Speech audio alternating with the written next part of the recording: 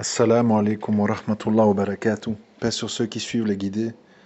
Paix et bénédiction sur le prophète sallallahu alayhi wa sallam, sur ses compagnons, ses amis, sa famille, ainsi que sur tous ceux qui le suivront de bonne foi jusqu'au jour du jugement. Bon, j'ai un nouveau téléphone, peut-être la qualité audio sera meilleure, espérons, Inch'Allah. Alors, je vois quelque chose de très répétitif autour de moi.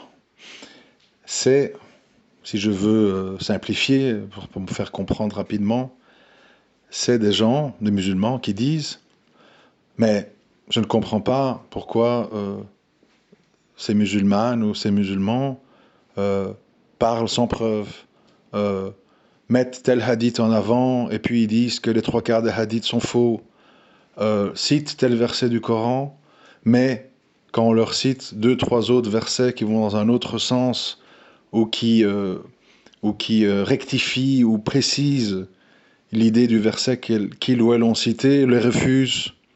C'est-à-dire, voilà, je ne veux pas répéter les exemples à l'infini, c'est-à-dire que il y a beaucoup de musulmans, évidemment, c'est le problème en fait quand on incorpore tout le monde dans l'islam, qui réalisent quand ils sont dans des débats, quand ils font des débats, hein, je ne vais pas citer des noms parce que ce n'est pas le but, ils réalisent en fait que, enfin ils réalisent sans comprendre, c'est-à-dire ils font le diagnostic mais sans la source.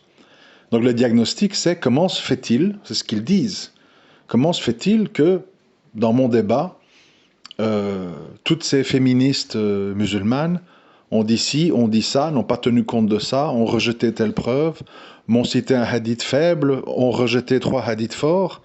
Pourquoi c'est un fiasco, je ne comprends pas. C'est-à-dire qu'on ne comprend pas. Alors, malheureusement, on est face à un problème qui est beaucoup plus important que ce que je viens de citer. C'est un problème global. Et c'est un problème que je dénonce souvent. Et je vais m'expliquer. Et je vais essayer d'être clair parce que souvent, quand on dit ce que je vais dire, on dit pour qui te prends-tu, tu n'es rien, et toi, et regarde-toi. Vous voyez, on est souvent là-dedans. Et donc, c'est ce qu'on appelle des arguments d'autorité pour faire taire. Alors, soyons bien clairs dès le début. Les musulmans, les musulmanes, sincères, sont des gens qui sont des êtres humains. Ça veut dire qu'ils sont des êtres humains, ça veut dire qu'ils ont des défauts, ils ont des traits de caractère, ils ont des faiblesses, ils font des péchés, ils oublient certaines choses, ils peuvent se fâcher, ils peuvent déprimer, ils peuvent tomber malades. Bon, en gros, un musulman et une musulmane sincère, ce sont des êtres humains. C'est pas des anges, c'est pas des gens sans défaut, c'est pas des gens sans paradoxe, etc. C'est des êtres humains. Bon. Donc, moi, je me positionne de cette rive-là. Musulman pécheur, musulman faible, musulman qui oublie des choses, tout ce que vous voulez. Mais, quand on a une discussion théologique, quand on a une discussion religieuse, à ce moment-là, le musulman, ce n'est plus lui qui parle. C'est plus lui qui parle. Le musulman se fait le porte-parole d'Allah Azawajal et sa parole, c'est-à-dire le Coran, et du prophète sallam à travers la sunna. C'est-à-dire que là, il n'y a plus de « oui mais t'es qui toi et comment te permets-tu, t'as jamais fait de péché ?» C'est pas de ça dont on parle. On parle d'une notice, d'un mode d'emploi, d'un plan de construction Ikea. D'abord, vous prenez 4 vis comme ça, puis vous prenez 2 planches comme ça, vous mettez telle grande planche au milieu, vous vissez, et puis après seulement vous mettez les caches, et puis vous mettez l'armoire debout, et puis vous vissez ça derrière. C'est-à-dire, on parle de quelque chose de technique. On parle de quelque chose de technique, dans lequel n'a pas sa place le « je pense que oui, mais bon, etc., etc. » Donc, c'est autre chose. On devient, quand on parle de sujets précis, on devient des ambassadeurs du Coran et de la Sunna, indépendamment du fait de qui on est, de quel défaut on a, de quel manquement on a. Ça, c'est autre chose. Et on en a tous. Donc ça, il faut déjà mettre de côté. Il faut mettre de côté cet argument de qui es-tu, et toi, et toi, et toi. Il n'y a pas de et moi et toi. Nous sommes tous des êtres humains, donc nous faisons tous des péchés, et nous avons tous des manquements, donc ce n'est pas le sujet. Le sujet, c'est quelque chose qui est au-dessus de nous, c'est le Coran, la Sunna. C'est l'islam. Alors, normalement, quelqu'un qui craint Allah, quand il parle d'islam, on parle de quelque chose d'énorme, le plus énorme qui soit. Il s'oublie. Il s'oublie, c'est-à-dire qu'il va défendre la vérité, indépendamment de ses faiblesses, ses attachements, ses origines, ses goûts, ses traumatismes de l'enfance, etc. Je m'explique. Si moi j'ai été un enfant battu, d'accord? Moi, quand je parle d'islam, je ne peux pas parler d'islam en tant qu'enfant battu. Je dois parler d'islam en tant que musulman. Si moi j'ai été violé dans ma jeunesse, je ne peux pas parler d'islam en tant que personne victime d'un viol. Si moi on m'a volé, si moi on m'a menti, si moi on m'a trompé, si moi on m'a bombardé de cadeaux et de bienfaits, je ne peux pas parler d'islam sous l'influence de mon vécu personnel. Si moi j'ai vu ma mère être victime de machisme et d'injustice de la part de mon père, je ne peux pas parler d'islam sous ce prisme-là, avec un ton et des arguments revendicatifs parce que je pense à ma mère. Non. On parle d'islam qui est au-dessus de nos vécus, au-dessus de nos manquements, au-dessus de nos expériences du passé. Sinon, on va mentir sur Allah. On va mentir sur son messager. On va influencer. On va mettre en avant une partie du livre et une autre, on va la placer sous silence parce qu'elle ne va pas dans le sens de notre vécu, de notre trauma, etc., etc. C'est ce que j'essaie d'expliquer. Je fais un tweet là-dessus à la personne qui se plaignait des intervenants, que ça a été un fiasco parce que voilà, tout ce que j'ai dit plus tôt. J'ai dit qu'est-ce qu'il faut admettre à un moment donné et comprendre. Vous avez des gens qui s'affilient à l'islam parce que c'est leur culture, parce que dans leur pays d'origine c'est la religion dominante, et puis voilà. Mais que quand on rentre dans le cœur de la religion, quand on rentre dans ce qu'on appelle les dalils, les preuves, quand on rentre dans la sunna, quand on rentre dans les paroles de savants, unanimement reconnues, ils rejettent. Ils rejettent. Et ils ne gardent que des interprétations personnelles qu'ils ont faites par rapport à leur propre trauma. Exemple.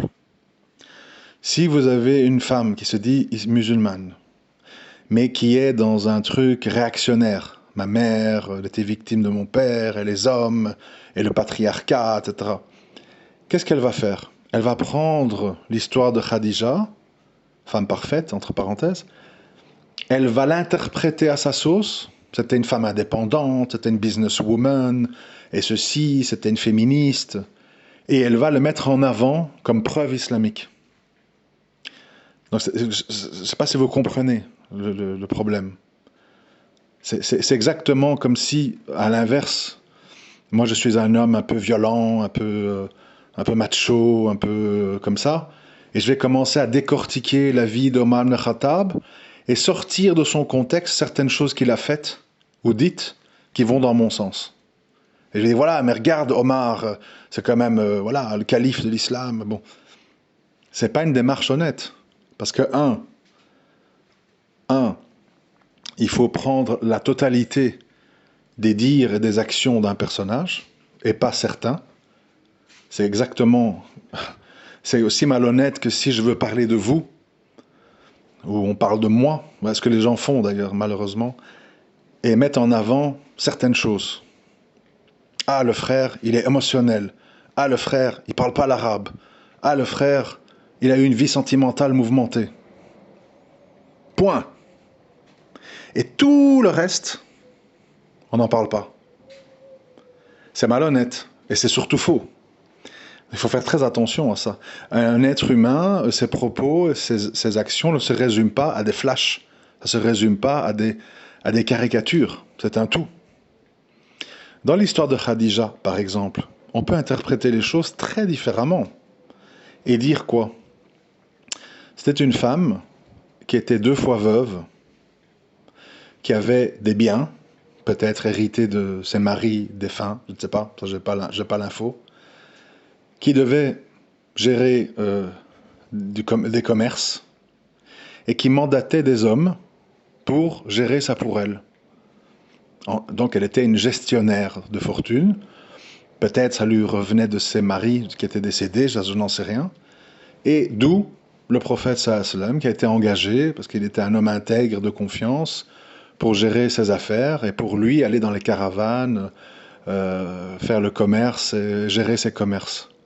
Donc ici, en fait, c'est comment l'interprétation sans émotion. C'est une rentière, c'est une gestionnaire de fortune qui mandate des hommes et qui, en plus, quand son mari, le prophète sallam, a eu la révélation, avec toutes les conséquences néfastes que ça pouvait avoir sur le commerce, l'a soutenu, l'a consolé, l'a appuyé, l'a financé, etc., etc. Donc on a affaire en fait à quoi? À une femme qui est retirée, qui met des hommes en avant, à une femme qui n'a pas hésité pour défendre la vérité et la révélation à aller contre ses intérêts, qui a appuyé son homme, qui l'a rassuré, et elle l'a pas accablé, humilié, rabaissé ou je ne sais quoi. Donc on n'est pas dans une histoire de féminisme ou je ne sais quoi, on est dans tout à fait autre chose. Mais pour parler comme ça, il faut avoir une vue dépassionnée de la chose. Donc, où est-ce que je veux en venir? Je veux en venir au fait que beaucoup de musulmans, ils doivent admettre quelque chose qui n'est pas facile à admettre, j'en conviens. J'en conviens, mais moi, au bout de 30 ans, dans la communauté musulmane, j'en ai fait une conviction. À tort ou à raison, qu'Allah me pardonne si je me trompe et me prouve le contraire. Ma conviction, c'est qu'il y a un malentendu. J'en ai fait plusieurs audios, d'ailleurs, je ne sais plus comment ça, ils sont intitulés, mais il y en a une série, deux, trois en tout cas, qui doivent parler de ça. Ce malentendu, en fait, c'est quoi? C'est que, toute origine confondue, toute couleur de peau confondue, tout nom de famille confondu, il y a des gens qui sont dans l'islam par conviction, par idéologie. Ils ont lu, ils ont cru, et ils ont appliqué le mieux qu'ils pouvaient, avec des manquements, avec des péchés, oui, mais ils ont fait cette démarche. Évidemment, ces gens, ce qu'ils ne comprennent pas, c'est qu'il y a beaucoup de gens autour d'eux qui s'affilient à l'islam, qui ne sont pas dans la même démarche. Ce sont des gens qui se disent musulmans parce que ils se laissent porter par l'ambiance du moment. Mais c'est pas ce qu'il y a dans leur cœur. Dans leur cœur, il y a d'autres choses. Il y a le féminisme, il y a l'humanisme, il y a la morale laïque, il y a la démocratie, il y a la liberté, il y a l'égalité homme-femme, etc., etc. Il y a d'autres choses, d'autres valeurs qui occupent leur cœur. Mais ils sont masqués sous le vernis islamique. Parce que c'est ma culture, c'est ma famille, je veux pas choquer, autour de moi ça passe mieux si je trouve des arguments islamiques pour défendre mon point de vue. C'est logique, c'est une manœuvre de manipulation bien connue, qu'on peut appliquer à plein d'exemples. Si moi je veux faire avancer une idée, je l'ai déjà dit, donc je me répète, si je veux faire avancer une idée, par exemple la guerre, ou la violence, ou je ne sais quoi, eh bien je vais commencer à décortiquer le Coran et la Sunna pour trouver des versets, des hadiths qui vont dans ce sens-là, et je vais ne citer que ça. Comme ça, la personne qui m'entend, quand je vais lui dire « Oui, mais Bukhari, oui, mais Allah a dit, oui, mais regarde, 1, 2, 3, et regarde, et Cheikh un tel qui est emprisonné, il a dit ça, ça, ça. » La personne se retrouve sous un déluge de preuves orientées, classifiées, qui vont faire qu'elle va se dire « Bah ouais, mais il a raison, c'est ça l'islam, quoi. Je suis un hypocrite, je suis un peureux, je suis un lâche, je suis... » Voilà. Et ça, c'est valable dans tous les sens. Dans ceux qui veulent un islam entièrement spirituel. Ils ne veulent pas entendre d'un islam politique, d'un islam de peine corporelle, d'un islam de calcul des héritages, d'un islam plus technique. Et la religion islamique puise sa force dans le fait que c'est une religion complète, qui aborde tous les paramètres de la vie, que ce soit la vie sentimentale, économique, sociologique, euh, humaine, spirituelle, etc., etc.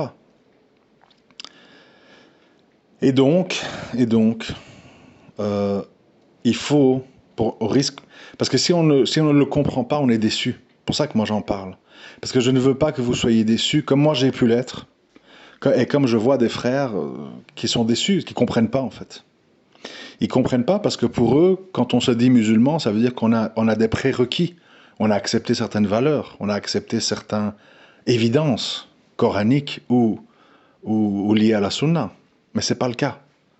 C'est-à-dire que les musulmans de conviction, les musulmans idéologiques, et encore, je ne rentre pas dans les choses pointues, restons dans les choses sommaires, sont des gens qui sont souvent minoritaires, qui passent pour des étrangers, qui passent pour des gens qui exagèrent, ou qui sont trop littéralistes, ou qui sont trop ceci, ou qui sont trop cela, ou qui focalisent, ou qui sont plus de notre temps. Bon.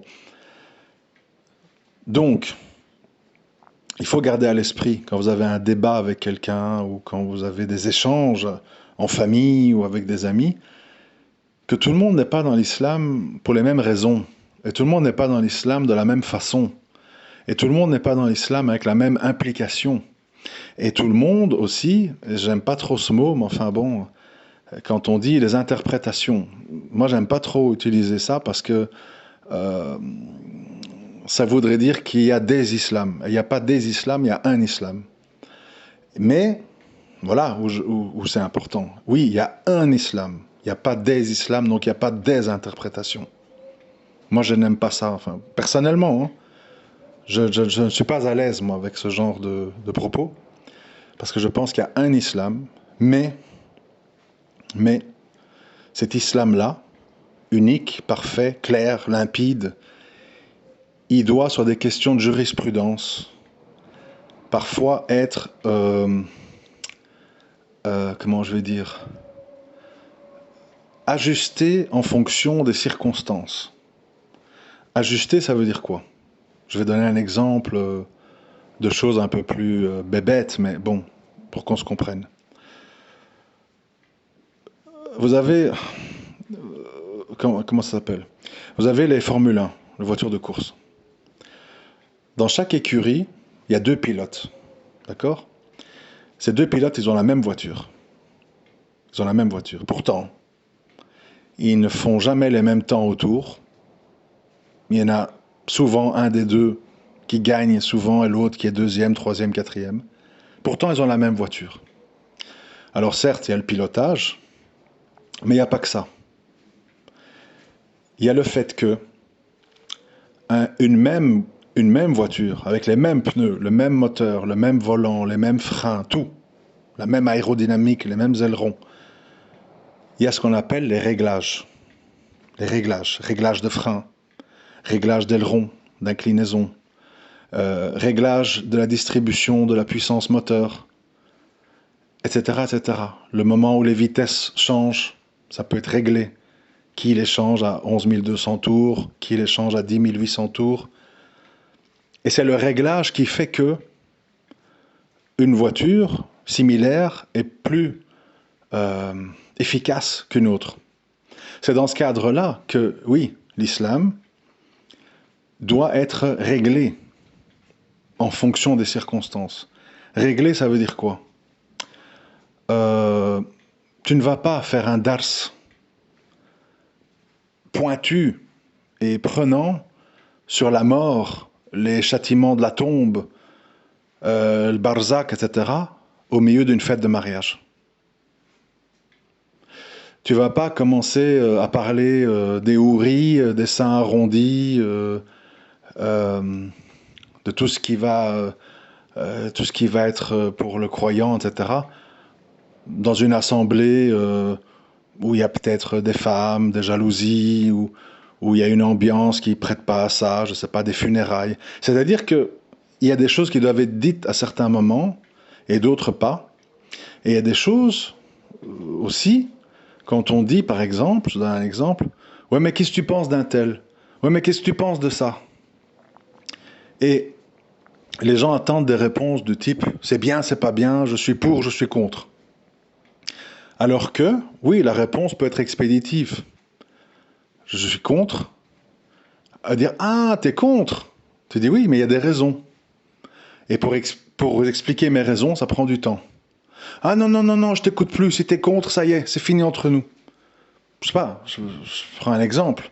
On va me dire, je sais pas moi, que les questions que les gens se posent. Là. Alors les talibans, t'es pour ou t'es contre?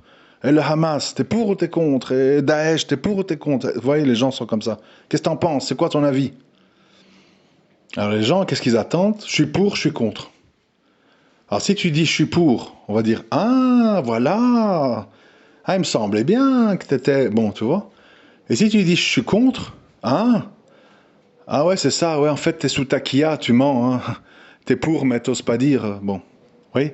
Donc il faut savoir aussi avec qui vous débattez. C'est-à-dire qu'il faut qu'on débat parce que notre temps il est précieux, mes frères et sœurs. Et donc quand on débat, il faut savoir avec qui on débat. Est-ce que tu débats avec des gens qui veulent un échange? C'est rare, hein. Je vous le dis à l'avance, c'est rare. D'expérience, c'est rare. Vous débattez avec des gens qui veulent un échange, ou vous débattez avec des gens qui vous attendent au tournant pour matraquer leurs arguments à eux, pour imposer leur vision à eux. Moi, je préfère discuter parfois même avec un ennemi de l'islam, un juif, un athée, etc., mais qui veut débattre. Il écoute ce que je dis, et j'écoute ce qu'il dit, et on a du respect, etc., et il y a un échange. Parce que si on appliquait ça entre nous, entre musulmans, et que par exemple, quand il y a un sujet de discorde, et que vous vous expliquez, voilà, le prophète cela m'a dit, Allah il a dit, moi, quand j'ai un doute sur une question, je préfère m'en éloigner. L'autre personne, elle pourrait dire, j'entends tes arguments, oui c'est vrai que ça tient la route, t'as peut-être raison, mais moi, j'ai moins de doutes que toi, je préfère faire ça, même si toi tu le fais pas. Ça, à la limite, ben, on peut l'entendre, tu vois. Mais quand on est là, en fait, si vous dites la vérité, on dit tu mens. Si tu dis vraiment ce que tu penses, on te dit ah voilà, c'est la preuve. Et vous voyez des gens, ils sont pas satisfaits de votre réponse. Ils sont pas satisfaits parce qu'on est dans un monde de blanc et de noir. Et on est dans un monde où on veut classifier très vite. Et on est dans un monde où on cherche des preuves contre vous ou pour vous.